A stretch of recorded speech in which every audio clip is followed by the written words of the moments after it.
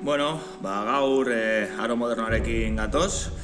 Eta, dakizuenez, aro modernoa Amerikaren aurkikuntzarekin hasten da, kolonek Amerika aurkitu zuenean 1982an. Eta Frantziako iraultzarekin, 1789an, amaitzen da. Frantziako herritarrek matxinatu egin zirenean. Baina nola izan zen Kristobal Kolonen bidaia?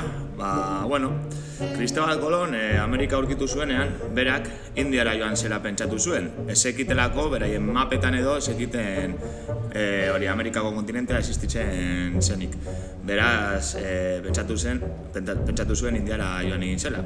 Eta Europako herrialdeak Amerikan kolonia ezberdinak egin zituzten. Horregatik gaur egun, herrialde horietan hizkuntza bat edo bestea hitz egiten da.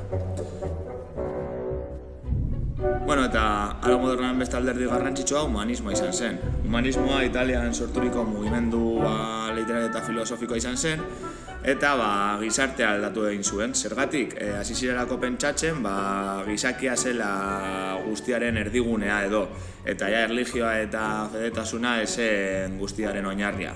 Eta honi esker, artearen gaiak aldatu egin ziren, ez ziren erlijiosoak, baizik eta humanistak, eta asmakizunak, unibertsitateak eta eskolak eta aurkikuntza geografikoak egin ziren. Eta gizartearen antolakuntzari dagokionez, bi taldetan banatuta zegoen gizartea, privilegiatuak zirenak eta ez privilegiatuak. Privilegiatuak zirenak ez zituzten zergak ordaindu behar, eta haien artean zeuden erregeak, nobleak, kleroak eta burgesak zituzten.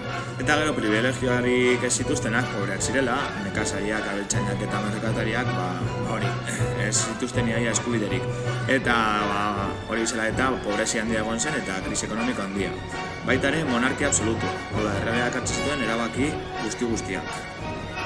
Zientzia eta arteari dagokionez, zientzialari famatuak egon ziren, asmakizun handiak egin zituztenak, adibidez Isaac Newton grabitatearen legea asmatu egin zuela, edo Johannes Gutenberg imprentaena. Eta arteari dagokionez, mugimendu berriak sortu egin ziren, errenazimendua eta barrokoa. Eta haien artean, artista famatuak, Miguel Ángel, Da Vinci, eta, amaitzeko, aro modernoa, Frantziako iraultzarekin amaitzen da, non herriak matxinatu egin zen erregearen aurka, erregeak erabaki txarrak hartzeagatik eta mespresotxagatik herritarrak. Eta, hau izan da guztia, eta espero dut disfrutatzea. Eskerrik asko.